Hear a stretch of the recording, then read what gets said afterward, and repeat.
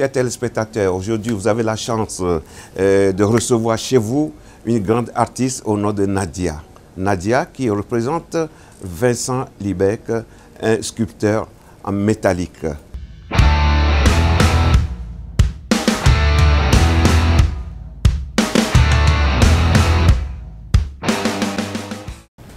Bonjour Nadia. Bonjour Jean. Nadia D. Oui, c'est moi. Présentez-vous.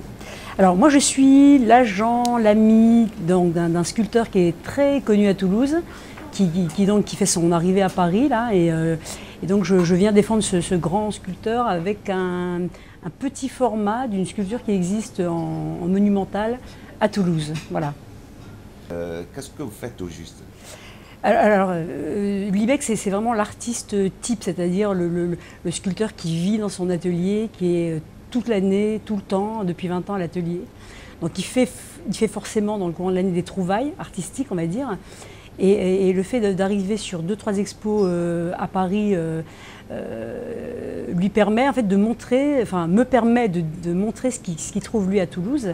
Et d'essayer de le propulser sur la scène internationale, puisque c'est quand même le souhait des artistes en général. Et alors en tout cas c'est ma partie, parce que souvent les artistes ne sont pas forcément forts en promotion, mais quand on croit dans le travail de quelqu'un, enfin la sculpture est là, hein, les téléspectateurs, le public peut le voir, le taureau c'est vraiment une très très belle œuvre.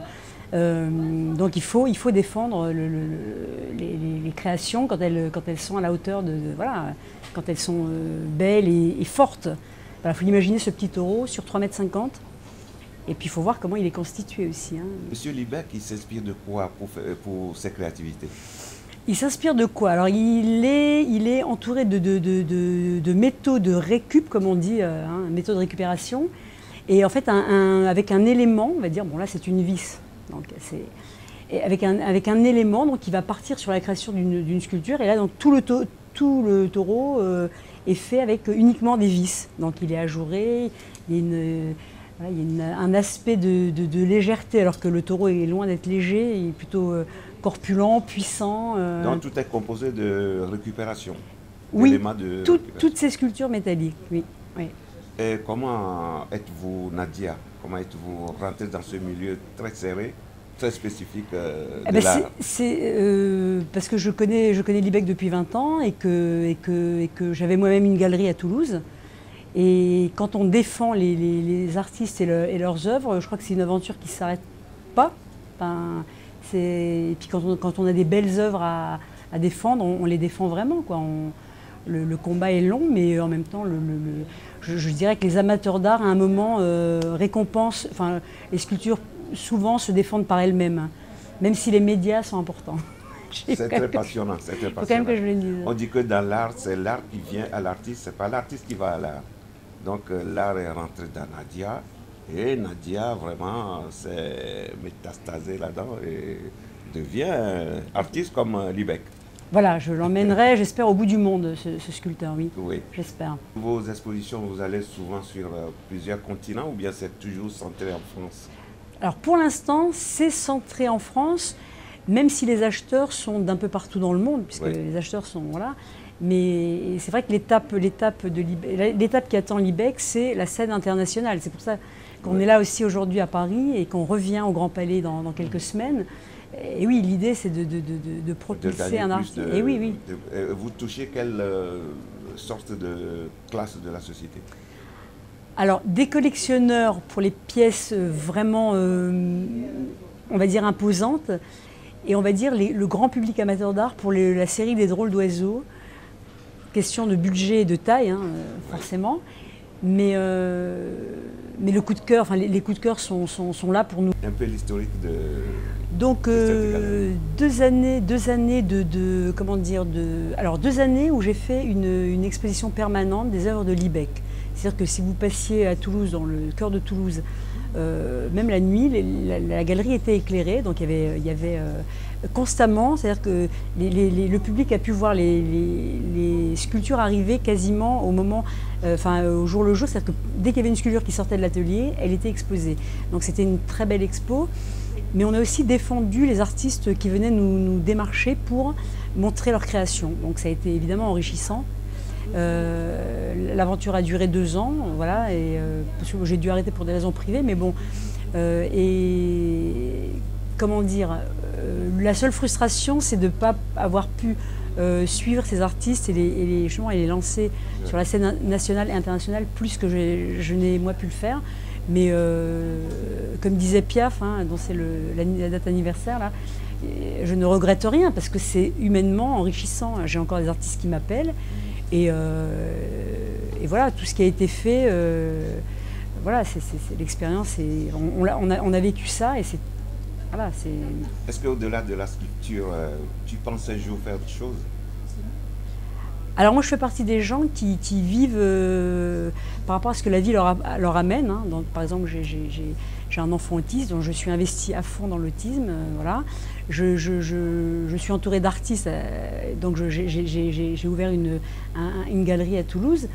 Et voilà, donc en fait je fais par rapport à ce que la vie m'apporte. Et c'est parfois, si on arrive à passer le cap de se dire j'aurais préféré faire ça, c'est pas mal de suivre un peu ce que la vie vous amène à vivre. Voilà, mais est-ce que tu as fait l'école des arts ou bien c'est une passion qui est devenue un métier? Pas du tout. Moi, à Toulouse, je voulais ouvrir une librairie-galerie. Ouais. Donc, et en fait, le budget livre était trop conséquent. Et comme j'avais plein d'amis artistes, j'ai transformé mon projet en atelier-galerie et ensuite en galerie. Voilà. Donc, c'est ce que ça revient à dire que je compose avec ce que la vie m'apporte. Bon, au fait, bon, c'est par accident que tu es rentré dans ce milieu. Si on peut dire, ouais. Oui. Ouais.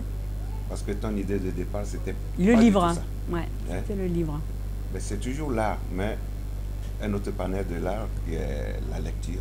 Bah oui. Une grande passion oui. qui fait voyager et ça rentre dans l'imagination. Sans imagination, on ne peut pas faire la sculpture non plus. Donc, est-ce que, à part les expositions que vous avez dans l'année, vous avez des demandes, des grosses commandes qui viennent de l'extérieur? Alors, on a des commandes moyen format. Et pour être honnête, alors l'IBEC, il ne fait pas du tout... il précède les commandes. C'est-à-dire qu'il crée des grandes monumentales qui sont achetées parce qu'elles sont exposées dans l'espace public de la ville de Toulouse, avec qui on travaille de cette façon. C'est-à-dire que les sculptures monumentales, quand elles sortent de l'atelier, elles vont dans l'espace public de la ville de Toulouse. Et on a ainsi vendu deux monumentales à un collectionneur. Donc si vous voulez, c'est plutôt, on le fait dans l'autre sens. C'est-à-dire qu'il crée et ensuite c'est vendu. Et là, effectivement... là, je parle des très grandes sculptures, hein, les sculptures qui sont au-delà de 2-3 mètres. Après, les commandes pour des sculptures d'1 mètre ou 2 sont oui, ça arrive. Mais il y a une telle production déjà de sculptures moyen format que le public n'a plus qu'à choisir. Est-ce qu'il y a des commandes sur mesure? Par exemple, quelqu'un qui a une grande maison, il veut, par exemple, un gros taureau. Est-ce que ça arrive? Alors, ça arrive plutôt en design, parce qu'on fait aussi de la déco. Oui, il répond aisément. Alors, il y a beaucoup d'artistes qui ont du mal à répondre aux commandes, et on les comprend, alors que l'IBEC, pas du tout. C'est-à-dire qu'il adore collaborer, que ce soit pour une déco de maison ou une sculpture très particulière, il adore ça. C'est un perfectionniste, c'est-à-dire que le projet va l'habiter, il va manger en pensant à ça. Enfin, c'est vraiment l'artiste. Et c'est pour lui, c'est un vrai challenge. Il adore ça. Ouais, il adore ça. Est-ce qu'il y a des regrets dans le parcours? Jamais, non. Non, le regret. Non. C'est une chance de vivre d'une passion. Et c'est une chance de... Non, il ne faut pas regretter. Mais en plus, on sait que pour un artiste, il faut au moins 20 ans. Donc, on y est presque. Oui, on est là. On y est presque. Est-ce que vous avez des anecdotes à nous dire? 1000 anecdotes. Oh là. Bon, il faut qu'on écrive un livre, il faut qu'on revienne vous voir. Hein, mais bon. Non, une des plus belles anecdotes quand même, c'est notre arrivée au Grand Palais. Bon, pour nous, alors peut-être que pour un Parisien, voilà, mais pour quand on arrive de Toulouse et qu'on en a rêvé. Enfin, on a eu des sublimes expos au Grand Palais. si, on était vraiment comme des enfants voilà, qui ont été récompensés à un moment. Voilà. Si, je pense aussi à Rambouillet où on a eu un prix du jury alors qu'il y avait 70 sculpteurs de partout. Il y a des moments forts et il y a des rencontres. La rencontre avec Monsieur Jean, c'est une belle rencontre aussi, mais il y a plein de belles rencontres. Oui. Il faut s'arrêter sur celle-là. Vous avez eu combien de prix en gros? Je ne sais pas, une dizaine, mais ouais. Et les projets dans les médias, c'est quoi? Ben, de conquérir Paris. Voilà, j'espère que les collectionneurs vont être au rendez-vous au Grand Palais et venir nous voir sur le site ou nous appeler, on va dire les capitales culturelles. Et les prochaines expos? Le Grand Palais, justement. Le Grand Palais en décembre. Je crois que c'est ce que tu cibles vraiment, le Grand Palais. J'essaie d'éviter à l'artiste des expos qui vont rien lui apporter. Ah, okay. Ça, c'est mon côté un peu vieille maintenant, j'ai plus 20 ans. Donc, voilà. Ouais. Bon, chers amis téléspectateurs, c'était Nadia D de la structure Libec qui est venue de Toulouse spécialement pour vous faire des témoignages sur son métier qui est la sculpture métallique. Merci beaucoup et à très bientôt avec Nadia, prochainement sur au Grand Palais, un plateau de télé. Au Grand Palais? Ah oui. Ah, elle vous invite au Grand Palais. Un plateau de télé.